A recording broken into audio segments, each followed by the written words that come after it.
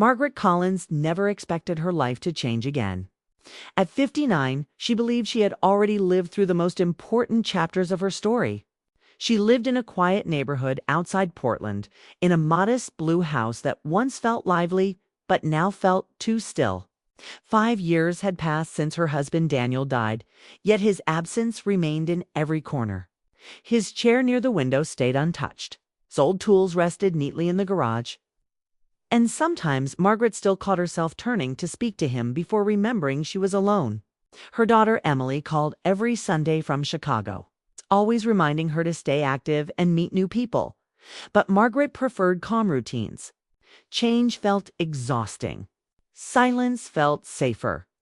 Her mornings began the same way each day. She woke early, brewed coffee, and sat by the kitchen window watching neighbors rush off to work. She liked observing life from a distance. It made her feel connected without needing to participate. After breakfast, she spent time in her small garden.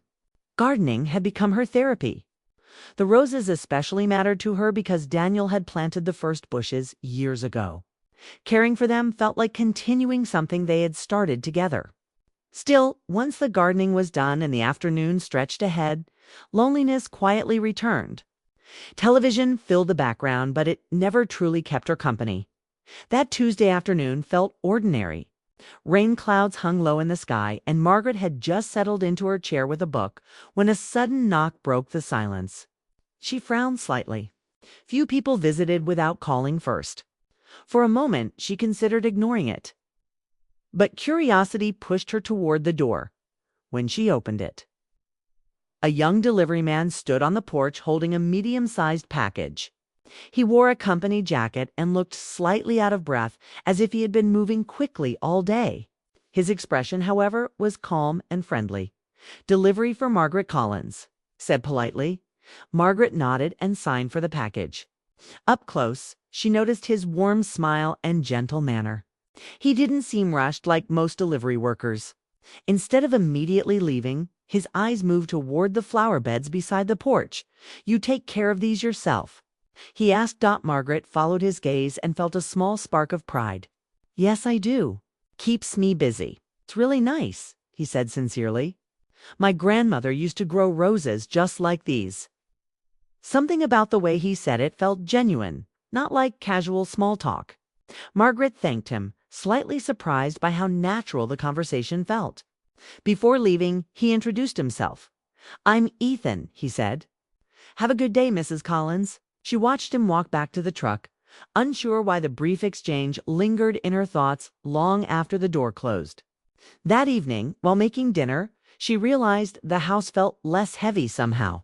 A simple conversation had interrupted her routine, and the change felt refreshing. Over the next 2 weeks, Ethan appeared again and again. At first, Margaret assumed it was coincidence. Online shopping had become common for her daughter, who often sent gifts or household items she insisted her mother needed. Each delivery brought another short conversation. Ethan always greeted her warmly, always noticed something new: the blooming flowers, a freshly painted mailbox, or the wind chimes near the porch. Their talks grew slightly longer each time. Margaret learned Ethan had recently moved to Portland looking for a fresh start. He spoke about trying different jobs and figuring out what direction his life should take. Margaret listened carefully, offering gentle advice without sounding like a lecture. She didn't realize how much she missed simply talking to someone face to face until those moments became part of her week. One afternoon, she offered him a cup of coffee when rain began pouring heavily. Ethan hesitated but accepted, standing politely near the doorway rather than stepping fully inside. They talked about music, discovering they both liked old rock songs from the 1980s. Margaret laughed more during that conversation than she had in months, and the sound surprised even her after he left. She caught her reflection in the mirror and noticed something different. Her expression looked lighter, alive. It made her uncomfortable at first. She reminded herself Ethan was just being kind. Young people were friendly. It meant nothing more.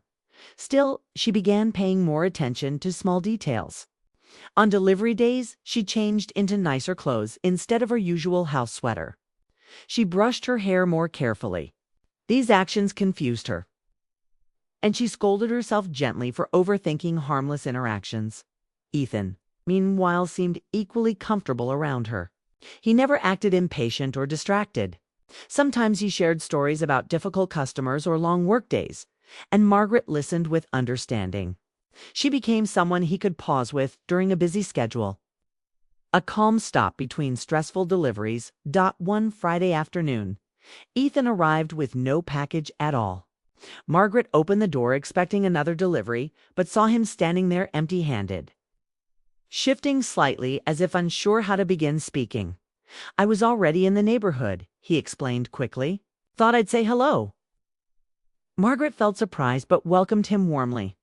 They talked briefly about the weather and upcoming holidays. Before leaving, Ethan said something unexpected. "You know, this is my favorite stop," he admitted with a small laugh. "You remind me that not every day has to feel rushed." The words stayed with Margaret long after he left. That night, she sat quietly in her living room, thinking about how strange life could be. She had spent years believing new connections belonged to younger people. Yet here she was, looking forward to simple conversations like a teenager waiting for a phone call. She questioned herself often. Was she misreading kindness? Was loneliness making her imagine deeper meaning where none existed? She reminded herself of the age difference and the reality of their lives. Ethan had a future full of possibilities. She had memories and routines, but emotions rarely followed logic. Days later, Ethan arrived again, this time looking unusually nervous. Margaret noticed immediately. His usual easy confidence was replaced by hesitation. After handing over a small package, he remained standing there, holding the delivery scanner tightly. "Mrs. Collins," he began, then paused. "Can I ask you something?" Margaret felt curiosity mixed with concern. "Of course." He took a slow breath. "I hope this doesn't sound strange, but I was wondering if you'd like to have dinner with me sometime." The words seemed to freeze the air around them. Margaret stared at him, certain she had misunderstood. Dinner with him. Her mind rushed through reasons it couldn't be what it sounded like. Maybe he meant as friends. Maybe he felt sorry for her. Maybe it was simply gratitude for conversations. But Ethan's expression was sincere, respectful, and slightly anxious, as if the question mattered deeply to him. Margaret felt her heart beating faster, something she had not experienced in years. Along with surprise came fear. Society had clear expectations. People her age were not supposed to start new romantic chapters, especially not with someone decades younger. Yet beneath the confusion was another feeling she could not deny: hope. For the first time since Daniel's passing, someone looked at her not as a widow, not as an older neighbor, but as a person worth spending time with. She didn't answer immediately. Words refused to come. Instead, she stood there caught between past and possibility, wondering whether accepting such an invitation would bring happiness or heartbreak.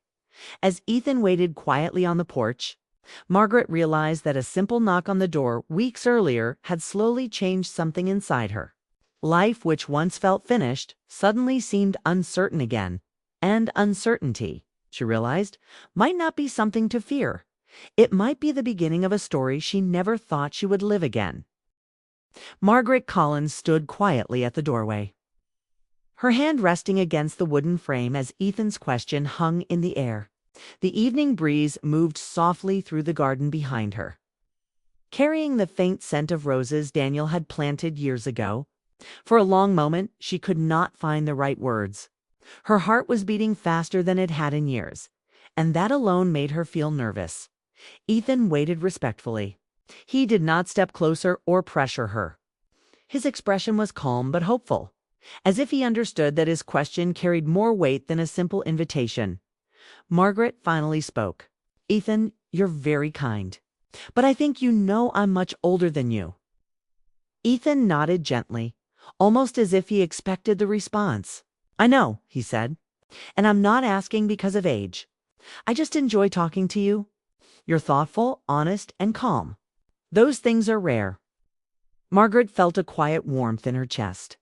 No one had spoken about her that way in a long time. Still, her thoughts were full of doubts. She had spent years learning how to live alone after losing Daniel. Opening her life again felt both exciting and frightening. She took a slow breath. Dinner might be a little unexpected for someone like me. Ethan smiled kindly. Sometimes unexpected things are the best ones. Margaret looked down at the garden for a moment. The roses were beginning to bloom again after the cool weather. She suddenly remembered something Daniel once told her during their younger years. Life, he had said, always surprises people when they least expect it. When she looked back at Ethan, her voice was calmer. "All right," she said quietly. "Dinner sounds nice." Ethan's face lit up with genuine happiness. "Really?" Margaret laughed softly. "Yes, but somewhere simple. Simple is perfect." He replied. They agreed to meet 2 days later at a small neighborhood cafe that Margaret liked but rarely visited anymore. After Ethan left, Margaret stood in the living room feeling a mixture of excitement and disbelief. She walked slowly through the house, noticing how different everything felt. The same walls, the same furniture, yet her thoughts were filled with new energy. That night she barely slept. Memories of Daniel came back gently, not with sadness, but with gratitude. He had been a wonderful husband, and loving him had shaped her life. But perhaps loving someone once did not mean her heart had to close forever. When Friday evening arrived, Margaret stood in front of her mirror longer than usual. She chose a soft blue dress she had not worn in years. It was simple but elegant, and it made her feel confident. As she brushed her hair, she smiled at her reflection. She didn't look like a young woman anymore, but she looked warm and alive. The cafe was small and welcoming. Ethan arrived a few minutes early and stood when Margaret walked in. His smile was bright and his eyes showed genuine admiration. "You look wonderful," he said. Margaret laughed softly as she sat down. "Thank you. I almost didn't come. I'm really glad you did." They ordered dinner and began talking easily, just like they had on the porch during deliveries. Ethan shared stories about his childhood, growing up in a busy family where everyone talked loudly and life moved quickly. Margaret told him about her years working at a local library, the quiet joy of helping people find the right books. As the conversation flowed, Margaret noticed something important. Ethan never treated her like someone fragile or distant. He listened carefully to her thoughts and asked questions that showed genuine interest. For the first time in years, she felt truly seen. At one point, Ethan asked gently, "Do you miss your husband?" Margaret paused before answering. "Yes, every day in small ways. But missing someone doesn't mean life stops forever." Ethan nodded with respect.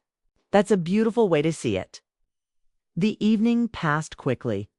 When they stepped outside after dinner, the city lights reflected softly on the wet pavement from earlier rain.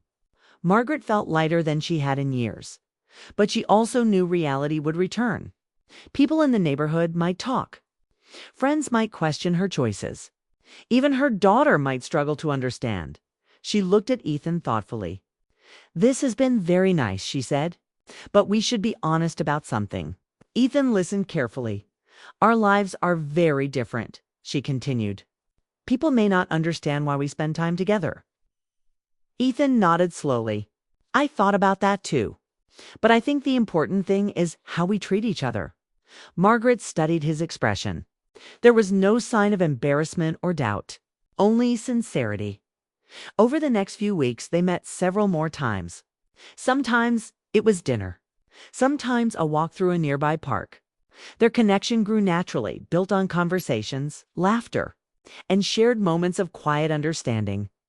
Margaret felt younger not because of Ethan's age, but because of how he made her feel present again.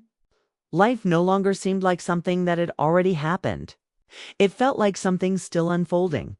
Eventually, Margaret decided to tell her daughter Emily about Ethan. During their weekly phone call, she explained the situation carefully. There was silence for a moment. Then Emily said, "Mom, are you happy?" Margaret answered honestly, "Yes, I think I am." Emily laughed softly on the other end of the phone. "Then that's what matters." Margaret felt relief wash over her. She had worried her daughter would judge her or feel uncomfortable. Instead, Emily's simple support gave her confidence. One afternoon, while sitting together on Margaret's porch, Ethan looked at the garden again. "These roses really are special," he said. Margaret smiled. "My husband planted them." Ethan nodded respectfully. "Then they must have been planted with love." Margaret realized something important in that moment. Loving Ethan did not erase her past. It simply added a new chapter to a life already filled with meaningful memories. As autumn slowly turned into winter, the quiet house that once felt empty began to feel warm again. Not because everything had changed overnight, but because Margaret had allowed herself to believe that happiness was still possible. One evening, as they watched the sunset from the porch, Ethan said something that stayed with her.